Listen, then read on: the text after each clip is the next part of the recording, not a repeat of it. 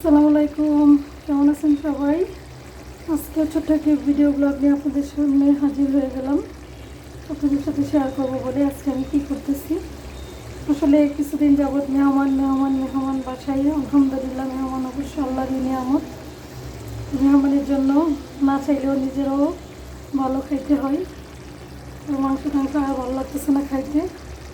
আজকে মেহমান আলহামদুলিল্লাহ সবই চলে গেছে, একজন আছে শুধু।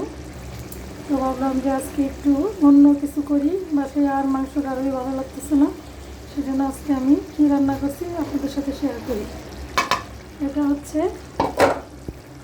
বাঁশপাতা শুটকি, বাঁশপাতা সিঁদুর শুটকিটা।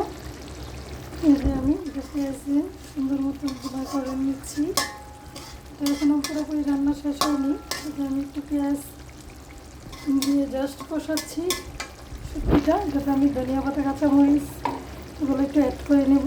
এটা হচ্ছে বাঁশপাতা শুটকি। আর কি রান্না করলাম সেগুলো দেখি। এই যে এটা হচ্ছে আমার বারান্দা বাগানের পুঁই শাক, আলু, বেগুন দিয়ে এটা সামুদ্রিক মাছ। এই মাছটা কে কী চিনেন জানি না। মাছটার নাম হচ্ছে ফাইসা মাছ। এই ফাইসা মাছটা আমি বেগুন, আলু, পুঁই শাক দিয়ে ধনিয়া পাতা, কাঁচামরিচ দিয়ে সুন্দর করে কষিয়ে রান্না করে নিয়েছি। এই যে একটু ভিন্ন রেসিপি, ভিন্ন খাবার, ভিন্ন স্বাদ। জানি না কেমন হবে দেখতে। মাশাআল্লাহ, কালারটা খুব সুন্দর হয়েছে। কার কাছে কেমন লাগলো কমেন্ট করে দিবেন একটু। যে ওইদিকে বাঁশপাতা শুটকি, এদিকে মাছ, আর এদিকে কি বলেন তো, এটা একটা অন্যরকম রেসিপি। এই যে দেখুন, এটার কালারটাও মাশাআল্লাহ খুব সুন্দর আসছে। এটা হচ্ছে চিংড়ি শুটকি দিয়ে বেগুন। তো বেগুন দিয়ে আমরা চিংড়ি শুটকি খুব পছন্দ করে খাই। এই খাবারটা আমাদের খুব পছন্দের। আমরা কুমিল্লাবাসী এটা খুব পছন্দ করি। আর কার কার ভালো লাগে জানি না। যদি কারো ভালো লাগে বলবেন, রেসিপি দিয়ে দেবো ইনশাল্লাহ। তো সব শেষে আমি সবগুলো গাছে পানি দিয়েছি। আর এই যে আমার সোনার ময়না পাখি, সে আমার জন্য অপেক্ষা করে আমি কখন আসবো, বসবো, ওর সাথে কথা বলবো। ও কিন্তু এখন কথা বলতেছে না, দেখবেন আমি ডাক দিয়ে উত্তর নিবে। বলো তো সোনা, লাকিকে ডাকো। ভাগ্য তো পড়তে গেছে, ভাগ্য না, বলো লাকি। লাকিকে ডাকি, বলো এই লাকি, বলো এই লাকি।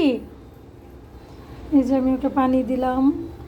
তারপরে যে ও মরিচ মাখা দিয়ে ভাত খাই, মরিচের গুঁড়া মেখে ওকে ভাত দিয়েছি। মরিচের গুঁড়া দিয়ে সে ভাত খায়, এটা দিয়ে দিলাম।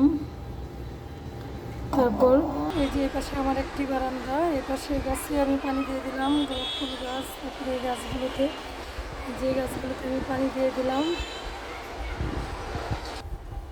চলুন দেখি ওপাশের বারান্দায়, ওপাশের বারান্দা থেকে কী আছে দেখি, চলুন। এই যে দেখুন আমার এই পাশের বারান্দা, পুঁই শাক পাতাগুলো আজকে নিয়ে গিয়ে রান্না করে ফেলেছি। এখানে গাছে পানি দিয়ে দিয়েছি। এই যে আমার পুদিনা পাতা। আর এই হচ্ছে আমার আরেক সুন্দর দুইটা টিয়া পাখির বাচ্চা। আমার দুইটা বাচ্চা, এই দুটাকেও আমি খুব যত্ন করি, আদর করি। এই যে পানি দিয়ে রেখেছি। এই যে এখানে খাবার, ওরা শুধু সূর্যমুখী বীজ খায়। আর আমি যখন গ্রামের বাড়িতে যাই তখন আমি ওদের জন্য কামরাঙ্গা নিয়ে আসি। ওরা কামরাঙ্গা খেতে খুব পছন্দ করে। তখন আমি ওদেরকে কামরাঙ্গা দিই। দেখুন, ওরা কথা বলতে পারে না, কিন্তু ওরা বুঝতে পারে যে আমি ওদের সামনে আসছি। এই যে মুখটা দেখেন, এই ঘরটাকে মুখটা দিয়ে আটকিয়ে ওরা শরীর ছেড়ে দেয়, তারপরে আমাকে ডাকে। আমি বুঝতে পারি ওরা আমাকে ডাকতেছে, আমার সাথে কথা বলে। কি বলে আমি তো বুঝি না, কথা বলতে চাই। কি হয়েছে, কথা বলো পাখি। দেখেছেন, সব কথার উত্তর নিবে। কি হয়েছে, কথা বলতে পারো না তুমি, সোনা পাখি? এই যে আমার কথার উত্তর নেই ওনারা। তো বন্ধুরা, এইভাবেই আমার দিনটা কেটে যায়। সারাদিন আমি এই তিনটা পাখির পিছনে সময় দিই। আমার ময়না, আমার টিয়া, তারপরে আমার গাছগাছালি। এই যে আমার এই গাছে ফুল আসছে, ফুলগুলো আমার খুব ভালো লাগে। আমার ওই পাশে এরকম একটা গাছ আছে, তাদেরকে নিয়ে আমার সময় কেটে যায়। যেহেতু আমার বাসাটা 12 তলায়, আমি এখানে বসে বসে ভিডিও দেখি, একটু চা কফি খাই।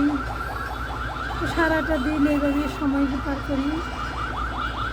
অবশেষে দিন যায় রাত হয়, সময় তো চলে যাচ্ছে। তো জানি না আসলে আজকের ভিডিওটা কার কাছে কেমন লাগবে, একটু কমেন্ট করে জানাবেন। এই ছিল আজকের ভিডিও। ভালো থাকবেন সবাই। আসসালামু আলাইকুম।